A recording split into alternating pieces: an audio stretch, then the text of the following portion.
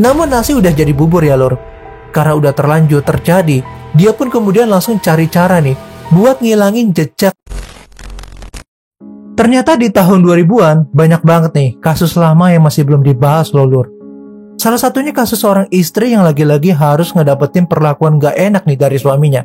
Sebagai imbalannya, suaminya ini harus ngedapetin sanksi berat dari istrinya yang ngeri banget loh. Gak usah berlama-lama lagi, langsung aja kita gaskan ke case-nya. Setelah kemarin kita kenalan sama pelaku di daerah Jember.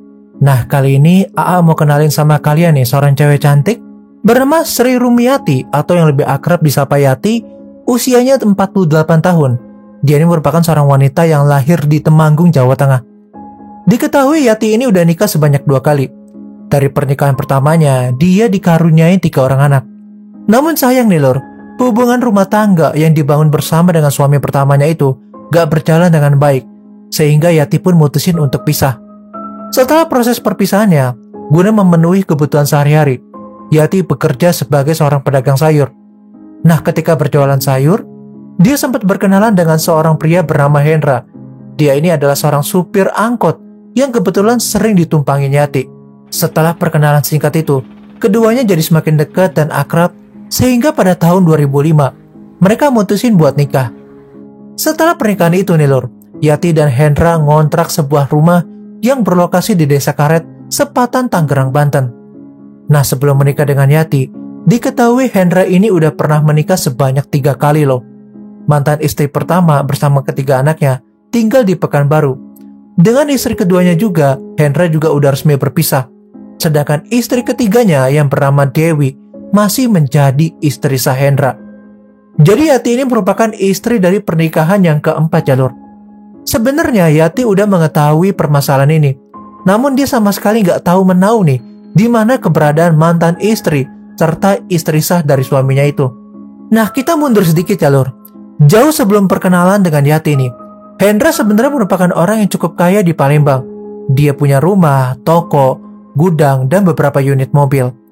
Namun kekayaan itu nggak bertahan lama akibat hobinya suka main perempuan meskipun udah nikah. Kebiasaan buruknya yang suka gonta-ganti perempuan akhirnya berujung dengan bangkrutnya usaha milik Hendra karena sering diporotin sama perempuan. Setelah bangkrut, dia mutusin buat ngerantau ke Jakarta dan akhirnya menjadi supir angkot tujuan Kota Bumi Tangerang. Pernikahan Hendra dengan Yati ini awalnya berjalan seperti rumah tangga pada umumnya ya lur. Bahkan menurut beberapa tetangga nih lur, mereka ini dikenal sebagai sosok pasangan yang ramah dan baik hati, meskipun bisa dibilang hidup pas-pasan. Di lingkungan rumahnya itu, Yati sering dipanggil dan lebih dikenal dengan sebutan tante oleh para tetangganya karena kebiasaannya yang suka nongkrong sambil ngerokok. Sedangkan Hendra ngedapetin julukan burung karena dia sering memelihara burung. Namun setelah 1,5 tahun menjalani hidup rumah tangga, kepribadian Hendra mulai berubah drastis nih. Dia mulai sering ngelakuin KDRT terhadap Yati. Gak hanya itu aja nih lor, Hendra juga kerap kali melakukan kekerasan pelecehan nih terhadap istrinya. Pernah nih suatu ketika, Hendra tiba-tiba marah kepada Yati karena penumpang angkotnya sepi. Dan untuk ngeluapin kekesalannya, dia malah melakukan aksi gak terpujinya ini terhadap Yati di rumah dengan cara dihajar dan disundut pakai rokok loh. Yang lebih parahnya lagi ya lor, pernah suatu ketika Hendra menendangi Yati hingga terjungkal ketika lagi ngejalanin ibadah sholat loh. Selain ngelakuin KDRT terhadap istrinya, Hendra juga mulai berani secara terang-terangan nih menghubungi istri ketiganya. Bahkan dia sering kali nih teleponan mesra-mesraan sama Dewi selama berjam-jam. Yati yang mulai gak tahan dengan perlakuan suaminya itu sempat beberapa kali kabur ke rumah sahabatnya. Namun bukannya minta maaf, Hendra malah mengancam Yati nih buat ngelukain anak-anak Yati sampai cacat jika dia berani gak segera pulang ke rumah kontrakan mereka. Persoalan demi persoalan membuat Yati semakin tertekan dan menderita. Namun apa boleh buat, dia gak bisa berbuat apa-apa demi keselamatan anak-anaknya. Amarah Yati jadi semakin memuncak ketika Hendra mulai jarang banget dipulang ke rumah. Setiap kali ditanya, Hendra selalu ngejawab dengan kebohongan, sehingga Yati pun ngerasa sakit hati, marah dan cemburu. Semua kejadian ini bermula pada tanggal 28 September 2008 sekitar jam 10 malam ketika Hendra pulang dari bekerja sambil marah-marah gara-gara masalah uang. Malam itu, ketika Hendra sedang minum kopi, dia sempat ngegerutu nih kepada dirinya sendiri. Lebaran kurang 2 hari lagi nih.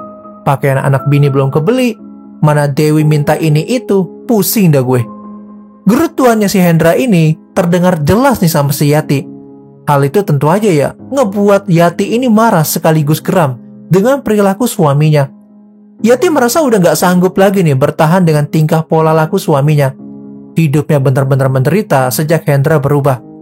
Namun jika dia minta berpisah atau kabur, Yati takut hal buruk akan terjadi sama anak-anaknya. Apalagi nih, Hendra pernah ngaku kepada Yati jika dirinya memiliki kekuatan kebal dan ilmu hitam yang mampu menyakiti siapapun. Malam itu nih lur, ketika Hendra udah tertidur, terlintas dalam benak Yati untuk menghabisi suaminya. Awalnya sih dia sempat takut dan berpikir jika perilaku yang akan dia lakukan ini benar-benar sangat jahat dan gila banget. Namun keinginan agar bisa bebas dari hinaan serta siksaan ternyata ya jauh lebih kuat ya. Sehingga tanpa berpikir panjang, Yati mutusin untuk menghabisi suaminya.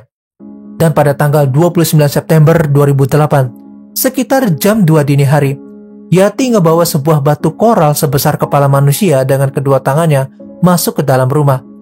Dengan sekuatan naga nih lur, Yati membawa batu tersebut dan langsung menjatuhkannya ke bagian wajah Hendra yang saat itu lagi tidur pulas dengan posisi miring menghadap ke tembok. Dan setelah ngejatuhin batu tersebut, suaminya ini sama sekali gak bisa bergerak. Merasa takut Hendra bakal terbangun dan nyerang balik, Yati pun dengan cepat ngambil serta menjatuhkan batu itu lagi ke bagian kepala suaminya hingga benar-benar dipastiin udah gak bernafas lagi. Mengetahui suaminya udah tewas, Yati sempat terdiam sejenak dan gak menyangka jika dirinya udah berhasil menghabisi suaminya sendiri sekaligus menyesali apa yang udah dia perbuat. Namun nasi udah jadi bubur ya lor. Karena udah terlanjur terjadi, dia pun kemudian langsung cari cara nih buat ngilangin jejak dari pembunuhan itu. Saat itu di pikiran Yati sempat terbesit nih betapa hebohnya pemberitaan tentang kasus Rian Jombang. Hasilnya, Yati pun termotivasi untuk meniru cara Rian Jombang nih dalam hal membuang mayat. Kemudian nih lor, menjelang pagi hari, dia bergegas meminjam sebuah golok kepada salah satu tetangga yang berjarak gak begitu jauh dari rumah kontrakannya. Selain itu, Yati juga gak lupa untuk beli beberapa peralatan lainnya seperti kardus, plastik, dan karung. Sepulangnya ke rumah, meskipun mengetahui bahwa suaminya udah gak bernafas lagi, Yati masih aja belum yakin sepenuhnya. Hal tersebut bukan tanpa alasannya lor, mengingat Hendra memang pernah bilang kalau dia itu punya ilmu kebal dan ilmu hitam.